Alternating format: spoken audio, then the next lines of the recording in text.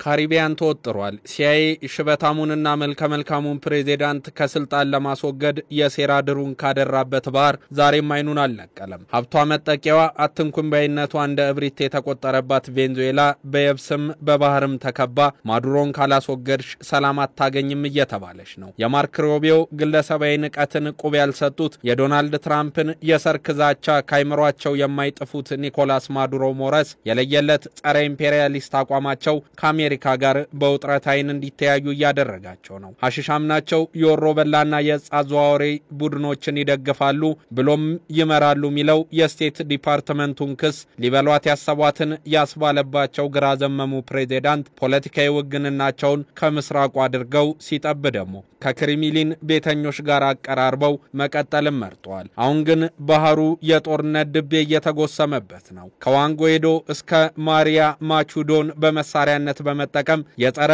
ማዱሮ ኢዝም እንቅስቃሴን እያደረገች ያለችው ዋሽንግተን ላለፉት 13 ዓመታት ሰውየውን ከሚራፍሮለንስ ቤተመንግስት ለመፈንቀል ያልማሰችው አፈር ያልፈነቀለችው ድንጋይ የለም። ለነገሩ አሜሪካ ካሪቢያንና መሪዎቿን አንድም በስጋት ሁለትም ከሪዮትና ሃሊዮት ልዩነት ጋር በተገናኘ በየዘመኑ በስጋት አይን እንደምትመለከታቸው የካስትሮና የሁጎ ቻቬስ ሁነት ዋነኛ ማሳያም ነበር። እሳቸውን ለያዘ ወይም ለገደለ $50 ሚሊዮን ሽልማት ዕጣ የወጣባቸው ማዱሮ ዛሬም ዓለም መፍራታቸውን በአደባባይ ሲናገሩ ማየት የተለመደው። ለነገሩ አሜሪካ በዛሽ ምድር እጀረጅም ፖለቲካዋን የነከረችው ከ6 ዓመታት በፊት በተደረገው የአገሪቱ ምርጫ ነበር። ይህ ደግሞ ቀደም ብሎ የነበረውን የአገራቱን ውጥረት አባባሰው። ይህም በሁለቱ አገራት መካከል ዛሬም ድረስ ለዘለቀው የጎሪጥ ፖለቲካ ስር ምክንያት ተደርጎ ይነሳል። ነገሩ እንዲህ ነው። ፕሬዝዳንት ኒኮላስ ማዱሮና በተቀናቃኛቸውና የሽግግር መንግስትን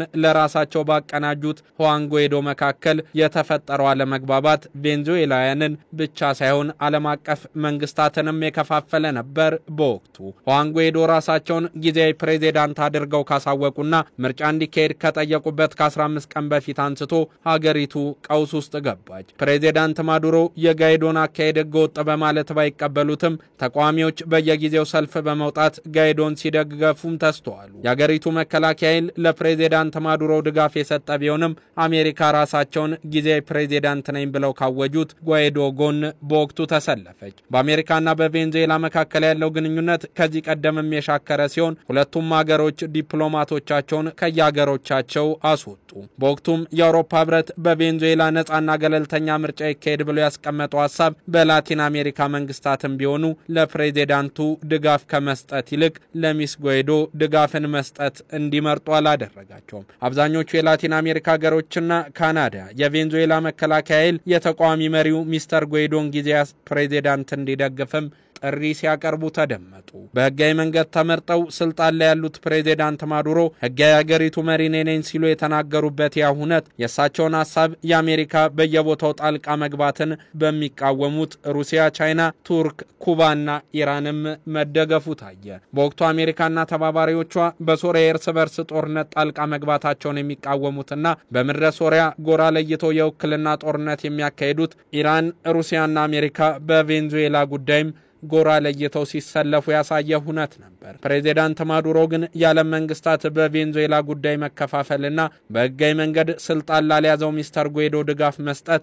በቬንዙዌላ የእርስ በርስ ጦርነት ሊቀሰቅስ ይችላል ሲሉም ስጋታቸውን ያን ወቅት ገለጹ። በአንዳንድ ሀገሮች እየተገለሉ የመጡት ፕሬዝዳንት ማዱሮ የምትደግፈው ሩሲያም አሜሪካ ማንኛውንም ወታደራዊ እርምጃ እንዳትሰነዝር አስጠነቀቀች። ይሁላ ፖለቲካዊ ጥፋትና ወጣ ገባ ካለፈ በኋላ ዛሬም ቢሆን አሜሪካና ማዱሮ የሚተያዩት በጎሪጥ ነው። በቬንዙዌላ ህጋዊ ያልሆነ የስልጣን ሽግግርን አሜሪካ መደገፏን የምታወግዘው ሩሲያም መቼም ቢሆን በካራካስ ፖለቲካ ውስጥ እጇን አስረዝማ መግባት ለምትፈልገው ዋሽንግተን ይህ አማራጭ እንዳልሆነ ክሪምሊን ታሳስባለች። ለተሽመደመደው የቬንዙዌላ ኢኮኖሚ መልካም አበዳሪ የሆነችው ሩሲያ ለቬንዙዌላ መከላከያ ሰራዊት ትጥቅም የጀርባ አጥንት ናት። ሩሲያ በዛች ሀገር ትልቅ ኢንቨስትመንት ቢኖራትም ቻይናም ለቬንዙዌላ አንድ ትልቅ አበዳሪ እንደሆነች ይነሳል። ቻይና ነዳጅ ነዳጅን ጨምሮ የቢሊዮን ዶላር ፕሮጀክቶችን በቬንዙዌላ ታንቀሳቅሳለች። የሶሻሊዝም ርዕዮተ ዓለም የምታራምደው ኩባ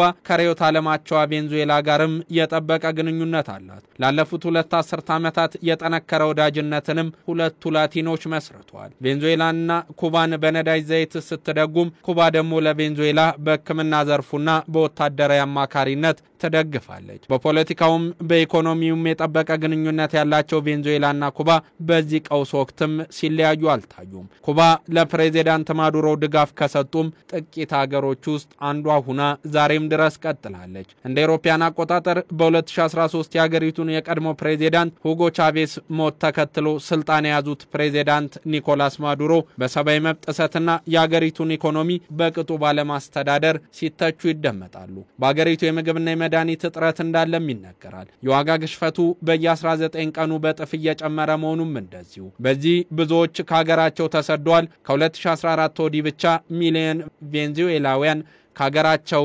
ስለመሰደዳቸው የተባበሩት መንግስታት ድርጅት መረጃም ያሳያል። በኢኮኖሚ ቀውስ ውስጥ የምትገኘው ቬንዙዌላን የሚመሩት ማዱሮም ተቃውሞ የጀመራቸው ከስልጣናቸው ማግስት ቢሆንም እንዲጸንቶ የተገለጠው ግን በዚህን ወቅት ነው። በተለይም ደግሞ ከአሜሪካኖች ሲሆን ነገሩን ውስብስብን አስክቷል። ከሻከረ ግንኙነት ተሻግሮ አሁን ላይ እንዳይጠገኑ ነው ተሰብሯል የሚሉት የአሜሪካን ግንኙነት መንግስታቸው ራሱን ለመከላከል ሕጋዊን እርምጃ እንደሚወስድ በማስታወቅም ገደቡን ላለፈ እርምጃ አጸፋ እንዳለ ይገልጻሉ። የህግ ባለሙያዎች ደግሞ 11 ሰዎች የተገደሉበት የመጀመሪያው አሜሪካ ጥቃት ዓለም አቀፍ ላይ በመፈጸሙ የሰብአዊ መብትና የባህር ሕግን የጣሰ ሊሆን ይችላል ሲሉ ከሰሞኑ የገለጹት ሲነባበር ነገሩን ውጥረት እንዲነክስበት አድርጓል። ሀገራቸው ቬንዙዌላ ውስጥ ጥቃት ልትፈጽም ትችል እንደሆነ የተጠየቁት ፕሬዚዳንት ትራምፕም ምን እንደሚፈጠር አብረን ያለን የሚል ምላሽን ሲሰጡ ተደምጧል። ቬንዙዌላ ወደኛ መስልከው ያደገኛ ቦዘኔ አባላትን ያደገኛ